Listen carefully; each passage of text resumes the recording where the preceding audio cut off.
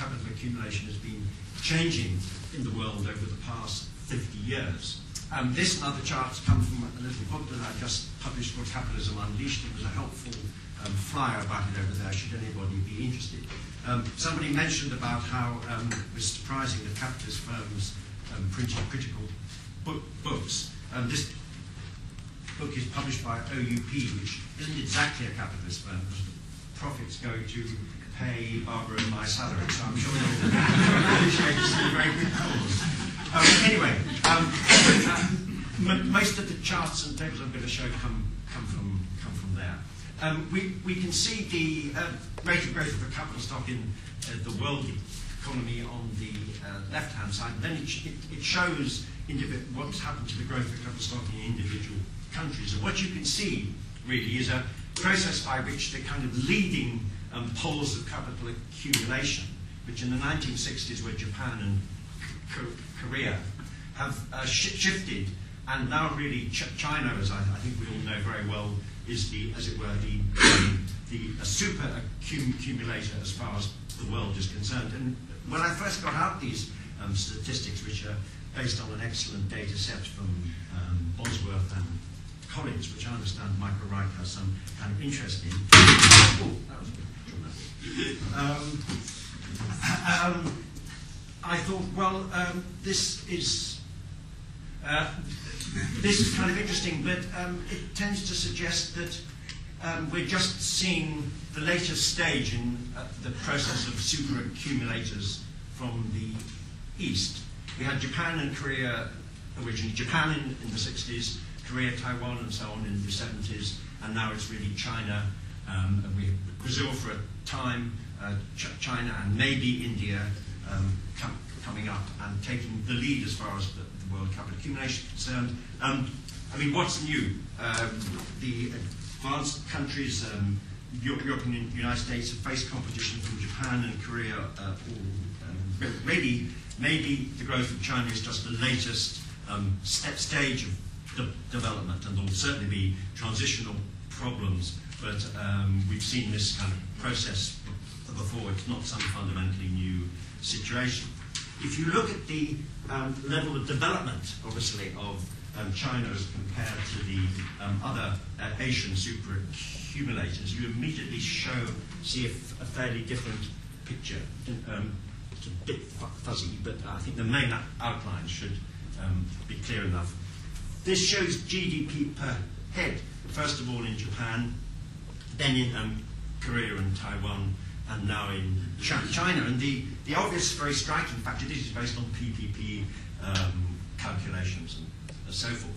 The thing that leaps out is how low the level of development in China still is, despite the very rapid growth of the last 2 decades. Of course, this isn't a log scale, so you can have GDP per head doubling and doubling again, but if it starts at 2% of the US level, it doubles and doubles again and only reaches 8% or whatever. So there is catch-up, but it's still at a very low level. And this feature comes out even more strikingly if you look at the pattern of wages in various other countries which have caught up. We'll take the United States to be the leader, not just to flatter the majority of the audience here, but because, after all, it has been the leading economic power. And this shows wages in the manufacturing sector in the succession of countries which have caught up to the United States in the post-war period. Just very quickly, that is, I believe, based on market exchange rate. Yeah, that's based on market exchange rate. The other one is based on PPP. Indeed, that's it, exactly. The feature that strikes one, I think, is that in the process of rapid economic development, wages do tend to rise very rapidly after a certain stage. But it's striking how low wages are in China as compared to where they were in the earlier stages of catch-up in China's predecessors. And in fact, the calculations are that manufacturing wages in China at current exchange rates, very important point, are something like 3% or 4% or 5% of the United States level. Something like 3% appears to be the sort of average figure. And what that means actually is that you can have very rapid growth in wages in China in dollar terms, that's including both increases in real wages and appreciation of the Chinese currency against the dollar, and still Chinese wages were very, very low. And if actually Chinese wages grow 6% a year faster than US wages till 2025, they would still only be 10% of the US level, 6% faster. I mean, maybe they'll grow a lot faster than that, and the catch-up will be faster. The fundamental point is that, which is the one thing everybody knows about China, which is that it has a huge labour surplus. It's a huge country with an enormous population, and the labour force in Japan is 10 times in China. Is 10 times the labour force of Japan and Korea combined. I mean, I'm talking about China, but lots of the same issues arise in relation to India and other parts of the less developed world. And the point is that if these countries develop rapidly in the same kind of way as happened in Japan, Korea, Taiwan, this is going to have an absolutely enormous effect on the world economy, and a much bigger effect than their predecessors, Japan, Korea, Taiwan, simply because they're so much huger countries. And it's completely obvious point, really. But I think it's quite a striking and important one. Now, there are many problematic aspects to the growth process in China, and many people here know more about it than I do. The same is certainly true of India. There's some discussion about India tomorrow. But I want to leave those aside and simply sort of speculate about what will happen if this very rapid growth in China and maybe other parts of the developing world, very substantial parts of the developing world, if that continues for an extended period of time. And there's a very interesting discussion about the internal contradictions in China, but I have I haven't worked on that, and I think that's really a separate issue. Now, the factor that's often discussed, and correctly discussed, is the problem of absorbing the rapid growth of Chinese exports. And indeed, the growth of Chinese exports has been extremely dramatic. Although they're still, because of the comparatively low level of development of the Chinese economy, they're still at a comparable level in terms of their share of the world economy to those of Taiwan and so forth. So we haven't had an unprecedented development of exports yet.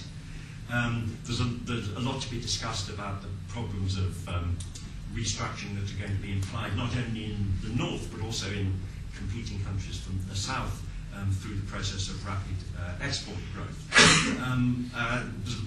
I don't want to discuss that because I want to point to a slightly separate issue which I think has been a bit less discussed, which is the implications for the pattern of growth in the rich countries of the north.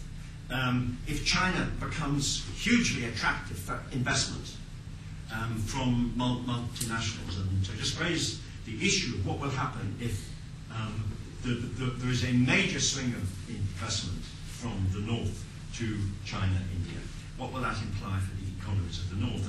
And a very strong image of this was in the British press about 18 months ago, when there were pictures of the biggest car factory in the UK, the Longbridge factory in Birmingham, actually being taken to bits, to be packed up, to be shipped off to China.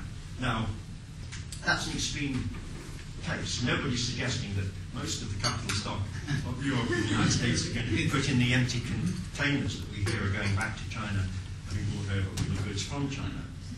That's obviously an extreme case, but it's a good image, actually, because the same kind of thing can happen in a more muted way if new investment, as it were, is located increasingly in that part of the world and not in the north. And so I'm not talking about the capital stock literally declining in rich countries, and of course there are many activities that have to be carried on locally.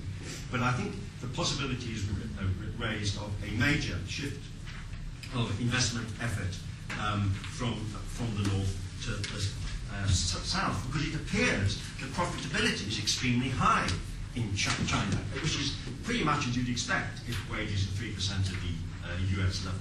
And the OECD has recently done produced some very interesting statistics, which I think are done on a sort of reasonably comparable basis to the kind of figures one can get for profitability in the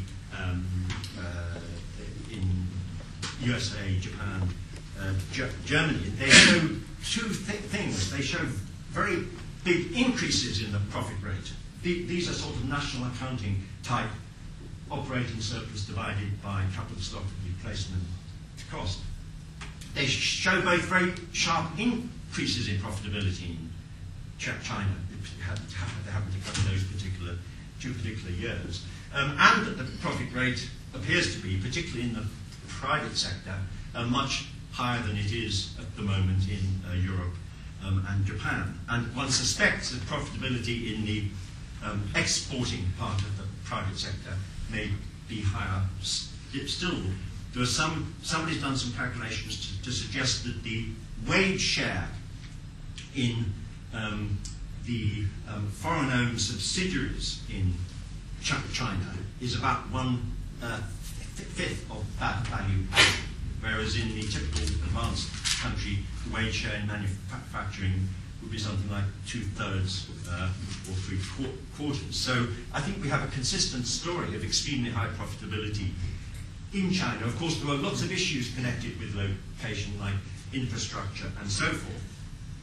And I would urge people to look at a very interesting book by Suzanne Berger called, I think, How We Compete, or How to Compete, which is based on a huge study of American firms. And it's extremely interesting because it discusses two big issues. One is whether the firms' decisions about whether to produce stuff themselves or to buy it in. And the other decision is to whether to locate their own production facilities in China or other low-wage countries as against in the United States. And her results suggest that there's lots of routes to success and indeed lots of routes to failure. You find examples of a famous T-shirt company that makes all its T-shirts in Los Angeles or something, and this seems to be a counter example to the idea that you have to produce in China. But there's obviously this big debate going on, and different companies are proposing different strategies. But I think it raises the possibility that there will be a turning point. And what is at the moment a trickle of investment from the north to the south? I mean, at the moment, foreign direct investment in all of the countries outside the OECD is only 4% of domestic investment inside the OECD. So it's only really a trickle at the moment. But there's a possibility that that trickle can become a flood. And even though the outflows are trickle at the moment, it's very striking how weak investment is throughout the advanced countries, despite extremely favourable conditions that I think Michael alluded to earlier, and other people have alluded to: low interest rates, relatively stable growth, comparatively high profitability as compared to the difficulties of the 1980s. Even so, capital accumulation is pretty weak, and the figures for the United States are particularly striking, actually. That if you look at the growth rate of the capital stock of the private business sector, if you leave out the boom of the end of the 1980s, which did push the rate of accumulation up very high, you can see a distinct downward trend in the growth rate of the capital stock. And indeed, even although the end of the 90s saw a huge upswing, the downswing was more dramatic in terms of the fall of investment than any other previous downswing. And if you add the figures for 2004, 2005, there's virtually no improvement in terms of capital accumulation. So even though the outflow is still a trickle, it may be that the opportunity to outsource from China and other countries is already acting as an inhibitor in terms of investment. Either have the opportunity, the firms, to buy from suppliers in these other countries, even if they're holding off at the moment, very large-scale investments. Obviously, some firms are investing on a very large scale. If this trickle did become a stream or even a river or a flood, I don't know, what would be the implications? In essence, what would be happening, if you think of it in a sort of long-term perspective, is that capital would be chasing after this huge reserve, labour reserve in China, India, and so on and so forth. And people like Richard Freeman have pointed out that there's a high level of education among certain sections in China, that they're going to turn out more engineering and science PhDs in the United States very soon, and people obviously know about the educated labour section of the labour force in India and the outsourcing of services and so on. So it's not only very low wage activities. What if this trickle of investment from the north turned into a flood? Well, I think the pressure that we've seen on the share of labour in national income has already been alluded to in these discussions.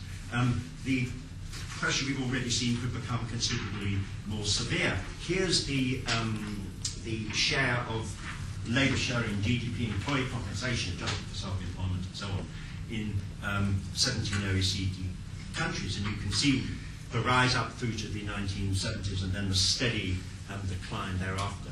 As somebody pointed out, I think it's considerably less dramatic in the United States. In fact, there's really hardly any decline at all in labour share. I've got the table here, but we've had so many tables in the United States, I thought I would sort of press it. I think I'll give it. Okay, here it is.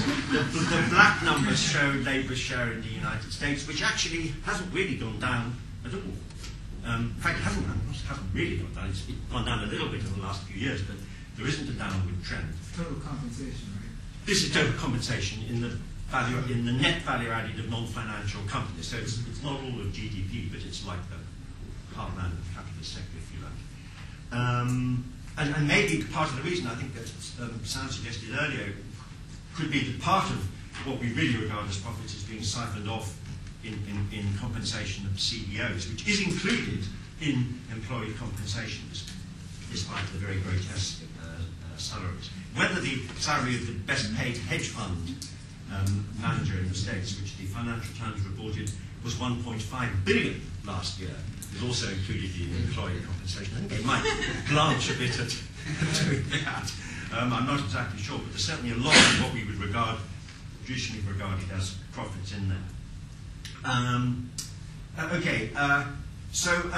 Maybe we could be seeing, because of the access, because globalization, which I always used to think people exaggerated the effects of, but as Cairnes said, if the facts change, you have to change your opinions. It could be that he said, "What do you do?" to the person who asked him, taxed him with changing his mind about something. I always thought people exaggerated the impact of globalization, and there have been political reasons for that. But maybe it's going to become even much more significant in the future than it has been so far, because of the access of these huge labour reserves and the implications it's going to have for the structure of the world economy. And my last chart, if I haven't lost it, is being unveiled for the first time today. It's the first time anybody has been bold or stupid enough to show a chart of labour share in GDP from the wealth of nations to 2005. And this involved some heroic splicing of things on that probably serious economic historians would have a fit about. But my colleague Bob Allen, who is actually a very serious economic historian, has produced figures for labour share from the middle of the 18th century to the middle of the 19th century. They don't really map at all well onto Feinstein's much more strongly based figures, but I have linked them, which means pretended that they do map on, because they really do show a rather fascinating story from more or less the wealth of nations to the publication of capital, which is about here. Labour share in Britain was declining, which we could think of as a rising rate of exploitation in Marxian terms. From the time capital was written through to the 1970s, which you all remember well. Labour share. I know. Look, there's a lot of serious issues about the measurement of rate of exploitation and unproductive labour, and so on. I'm finessing, i.e., ignoring those. But I think it's a significant measure anyway. went up. But in Britain, since the 1970s, there's been some downward movement, and actually it's not as big in Britain as it has been in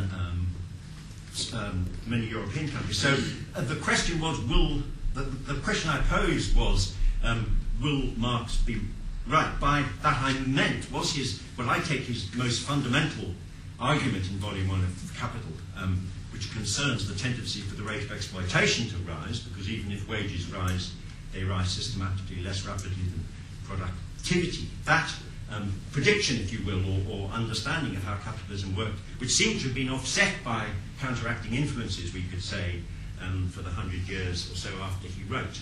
Maybe it's going to come to fruition over the next period, because access to the reserve army of labour, which after all Marx did regard as I think he would have regarded as a global phenomenon, really, has suddenly being opened up by the processes that we're seeing at the moment. I think that poses rather gloomy, prognosis for the growth of inequality and social conflict in the advanced countries.